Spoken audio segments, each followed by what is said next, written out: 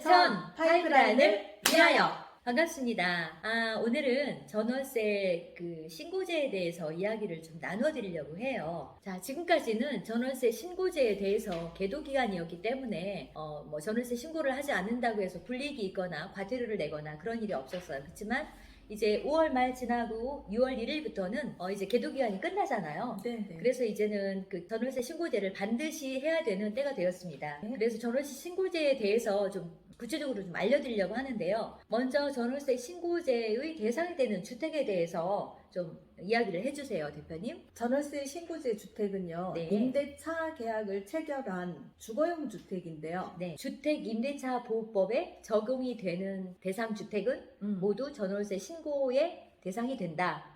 라고 생각을 하면 되는 거네요. 네. 어떤 주택이 해당이 돼요? 거의 아파트, 단독주택, 다세대, 다가구 모든 주택이 해당 사항이 되고요. 네네네. 그리고 이제 우리가 생각하는 고시원, 기숙사도 해당이 된답니다. 그러면은 비주거용으로 되어 있는 공장 내에 아니면 주택? 상가 내에 들어있는 주택들도 있잖아요. 네, 그것도 해당이 돼요. 아. 한작집도 무허가 주택도. 무허가 주택도, 네네. 옥탑방 이런 것들도. 네네. 그러면 이렇게 생각하면 되겠네, 대표님. 그 임대차 보호법에 해당이 되는 주택들 있잖아요. 실제로 주거용으로 사용하고 있는 모든 주택은 됩니다. 신고제에 해당이 된다. 그렇죠. 그러면은 왜 그거 있잖아요. 왜 제주도 한 달 살기 그런 것도 있고 학교 기숙사 이런 거는 어떻게? 제주도 한 달 살기는 말 그대로 이제 그냥 휴양차 네. 가는 거기 때문에 해당 사항이 안 되고요. 단기 그리고 임대. 네네 그런 거는 안 되고 네. 그리고 기숙사 학교 기숙사는 학교법에 의해서 적용이 되기 때문에 네네. 주택 전월세 신고 대상은 아니라고 하네요.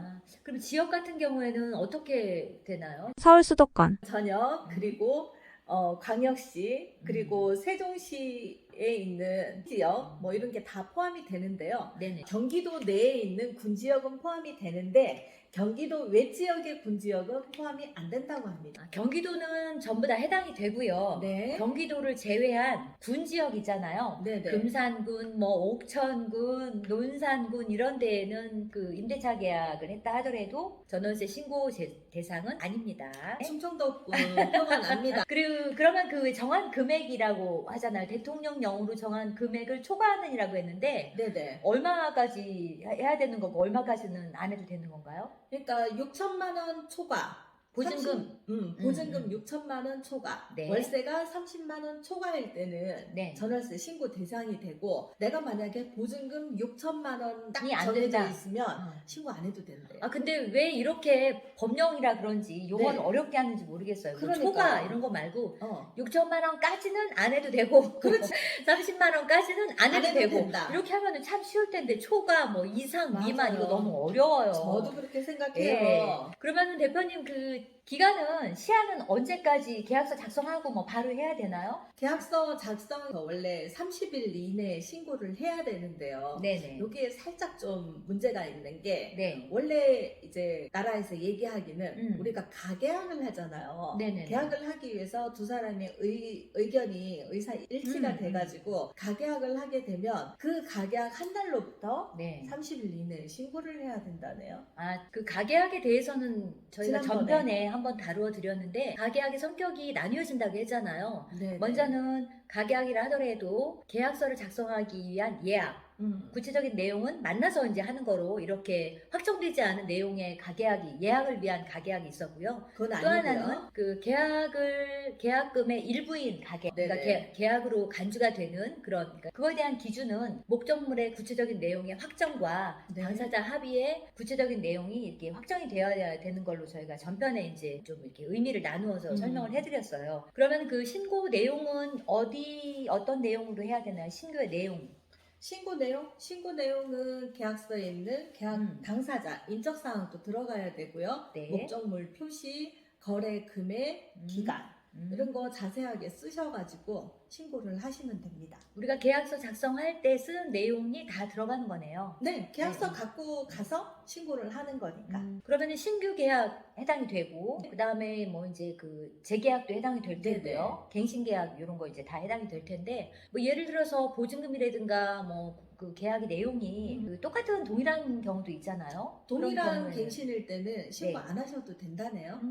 그러면 이제 변동사항이 있을 때만 하면 그렇죠. 되는 거네요. 네네. 그리고 그 신고를 하려고 하면 그 왜 방문 신고도 있을 거고 네. 온라인으로 하는 그 방법도 있을 테고 하는데 방문 신고할 때는 그 주민센터 가서 하면 되는 거죠? 네, 주민센터에 내가 쓴 전세 계약서랑 신분증 가지고 가서 거기 가서 확정일자 맡으면서 하시면 되는 걸로 알고 있어요. 네. 그리고 이제 온라인으로 하는 방법의 경우에는 이제 보통 일을 하시는 경우도 있고 아니면 네. 휴대폰으로 하는 경우도 있는데 그거는 이제 계약서를 작성한 경우에는 그 계약서를 캡처 이렇게 스캔해가지고 뭐 파일을 만들되거나 아니면 파일이나 휴대폰의 경우에는 이제 파일을 만들어가지고 첨부해서 그 국토부 사이트 들어가는 거죠. 네. 국토부에 들어가면은 거래관리 시스템이 있어요. 그리고 거기에 이제 그 거래관리 시스템 내에 임대차 계약 그 신고라고 하는 그걸 이제 그 찾으셔가지고 들어가서 거기 끌어다 갖다 놓으면 이게 신고가 되더라고요. 네네. 한번 직접 해보시면 뭐 다 쉽게 하실 수 있는데 어렵지 않아요. 네네. 그리고 이제 임차인의 경우에 그 계약서 작성하기 전에라도 간혹 왜 그 당일날 입주하는 경우도 있고 이제 계약금만 넣고 이렇게 하는 경우도 있잖아요. 입주를 네네. 먼저 선입주를 하는 경우도 음. 있잖아요. 이런 경우에는 계약서가 없을 수도 있잖아요, 대표님. 계약서를 없을 때는 네. 저희가 이제 만약에 계약금을 넣는다 그러면 통장에 계좌 이체한 뭐 증거라든가 네네. 아니면 입금증이라든가 음. 뭐 그런 거 받아가지고 신고할 수 있습니다. 그러면 계약서 작성 전이라 하더라도 그 계약의 내용이 확정된 거에 대한 근거, 이제 입금증이라든가 뭐 이야기하셨던 그런 뭐 구체적인 내용을 이렇게 문자로 오갔던 내용들을 근거로 해서 그러면 그것도 기준일이 그날이 되는 건가요? 그렇죠. 그날 기준으로 해서 30일. 자칫하면 네. 그 가계약금 보내고 난 다음에 잊어버리고 지나갈 수도 있겠네요. 네네. 그러니까 계약서 작성을 뭐 당사자 일방이 어떤 경우로 인해서 미루어서 나중에 하는 경우도 있는데 그 근데 기준일이 아니네요. 그 입증은 누가 해야 되는지 잘 모르겠네요. 글쎄 그거는 뭐 그죠? 경험해보지 않아서 어. 나중에 어떤 다툼의 소지나 뭐 분쟁이 그쵸. 있을 경우에 뭐 기준일이 언제냐라고 따진다고 하면 그거에 대한 그 명확한 기준은 내용이 확정된 그날이 되는 거네요. 계약서 작성일이 아니라 그 전에라도. 저희 중개사 입장에서는 네. 그거는 빼고 그냥 계약서 쓴 날로부터 하는 게 가장 딱 그래도 좋을 것 편할 같아요. 것 같아요. 네. 하겠어요. 그죠? 나중에 괜히 분쟁의 맞아요. 소지만 만드는 것 같아서 좀 일어나시키는 게 낫지 않을까 이런 생각이 이제 사견입니다. 사견입니다. 아, 그리고 이제 그 당사자만 신고할 수 있는 건 아니죠, 대표님? 당사자나 아니면 제3자 아니면 공인중개사도 네. 위임장 받아서 신고할 수 있어요. 아, 위임장 받아서 그리고 이제 이렇게 이제 신고를 하는 경우에 왜 임대사업 하시는 분들의 경우에는 임대사업 하시는 분들은 네. 본인들이 이제 임대차 계약서 쓰면 그 표준 저기 임대차 계약서를 작성을 네네. 하잖아요. 신고하잖아요. 그렇죠. 그러면 변경 그걸로 신고도 해야 되고. 신고한 것으로 본다. 아, 이렇게. 그럼 가름을 하는 거네요. 네네. 별도로 안 하셔도 돼요. 특별히 그 임대사업을 하시는 분들의 경우에는 반드시 표준 계약서를 작성을 하셔야 돼요. 이제 그죠? 안 하면 안 되죠. 과태료 1차, 2차, 3차. 근데 그것도 저희가 한번 다뤄드린 것 같죠? 그 그건 안 벌금에 대해서는 안 했어요. 안 했나요? 아무튼 네네. 1차, 2차, 3차 벌금이 계속 가중이 되기 때문에 막 1,000만 원씩 이렇게 나와요. 그러니까 반드시 표준 임대차 계약서를 작성을 하셔야 되는 거. 네. 그리고 이제 보증보험 가입에 대한 의무도 있죠. 반드시 있다는 거. 네네. 이거는 이제 그 선택이 아니에요. 강제 의무입니다. 그래서